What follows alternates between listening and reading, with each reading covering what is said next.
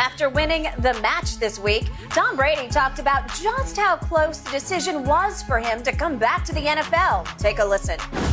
Aaron knows these things because your life gets bigger, as we all do. Our life gets more full. It's more responsibilities. And, it's at this stage, it's like 55% yes and 45% no. It's not 100-0. It's just the reality. So it's not that I'm not 100% committed. It's just as soon as I make the commitment to do it, I'm like, all right, here we go. It's like it's running a marathon. You can't decide 2 weeks before the marathon, hey, I'm going to start running. You got to decide long in advance. And we were coming right into free agency, and I had to, felt some pressure to do it. And, talked with the team, the organization, and it all worked out.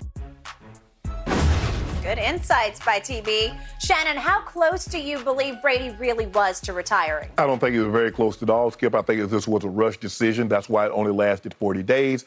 And given the reports that came out, he was angling, trying to find a way to get to Miami. So he didn't come very close to retiring at all. This all sounds good now, because he's like, man, I was really close. I was only 55% whether or not I was going to come back. But I think Tom Brady was 100% wanting to play, even though it might not have been 100% in Tampa. Tom Brady wanted to play football. Tom Brady is a football player, and he's having a very difficult time trying to imagine his life without football. The player. Now, we know that he signed the 10-year deal here with Fox, and then once his playing career is over, Skip, he's going to come here as the lead analyst.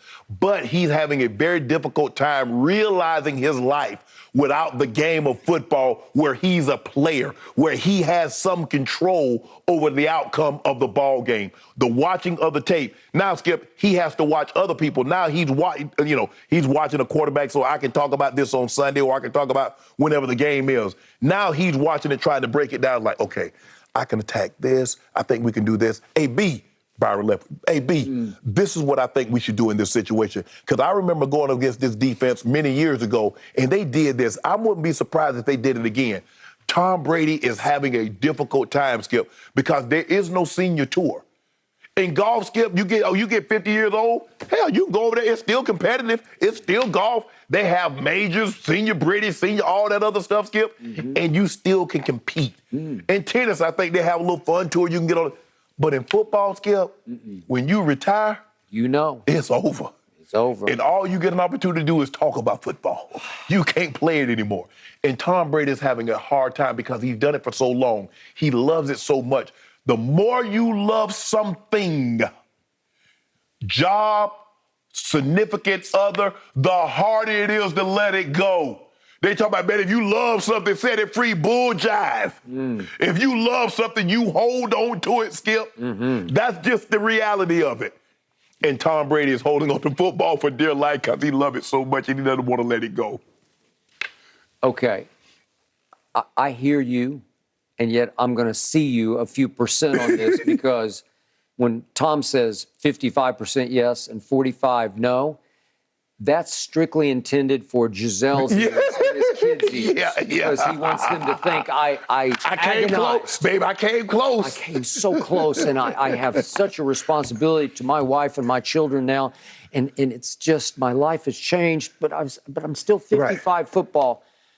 I'm sorry, I'm calling big baloney on that because I don't see it. I think he was 100 to 0%. Yeah, I think so too. To play football, because to your first point, I think I was the first to report, or one of the first anyway, that this is the week after they lost to the Rams at home in the playoff game. Right.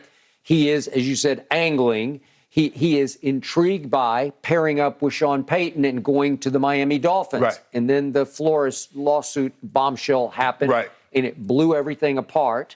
And yet, I think it was not only on the table, I think it was proceeding forward like it might have happened. Right.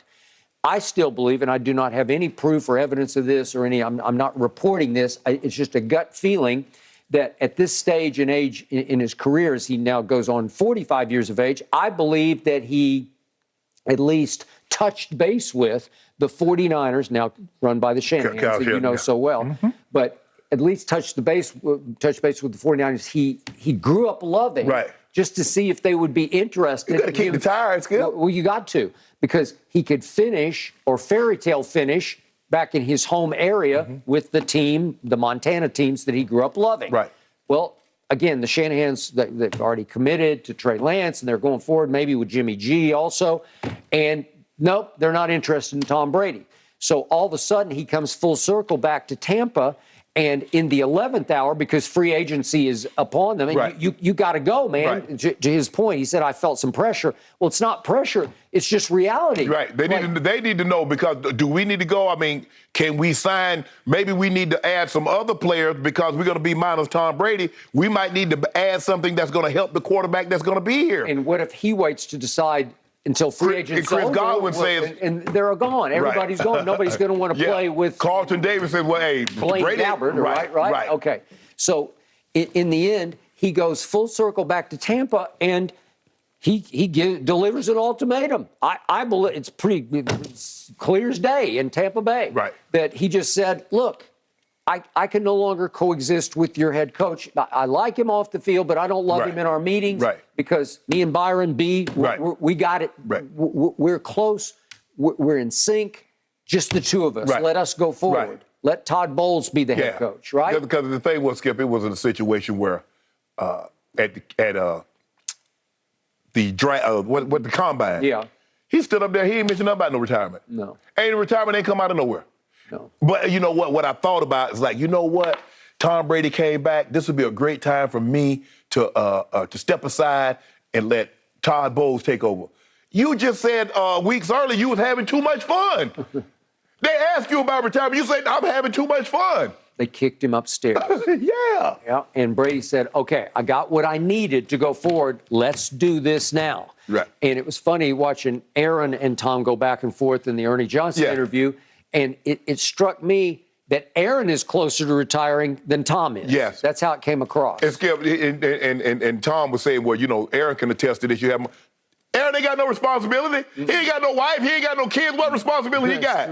Yet Aaron's line was, I think about retirement all the time. I tell you what, if I'm Green Bay front office, I ain't happy to hear that. You mean to tell me I just gave you all this money and you talk about all you doing is say you think about retirement all the time? Yeah, if I'm Packer Nation. It's just not fun anymore until it's time to play the game. He says the joy's in the game, but not in all the extracurricular around it. Skip, the game is the easy part. Yeah. It's the grind. Well, you know that. Yeah. I mean, the grind is what gets you, and that's what's so impressive about Tom. You see that great starter come in because that grind get hard. When you got to put the kind of time that they got to put in, I mean, to be at that level. I agree.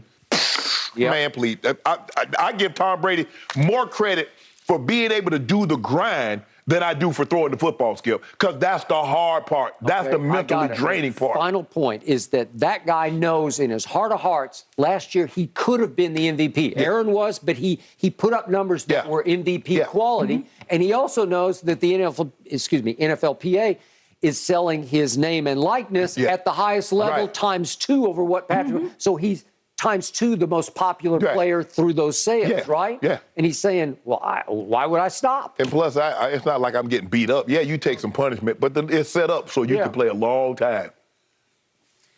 I know you guys are passionate about this, but we got to leave this one here because I have to get your opinion on this next topic. I'm really curious where you two fall. I think it might be different places. Was this more of a Celtics comeback last night or a Warriors collapse? That's coming up next on Undisputed.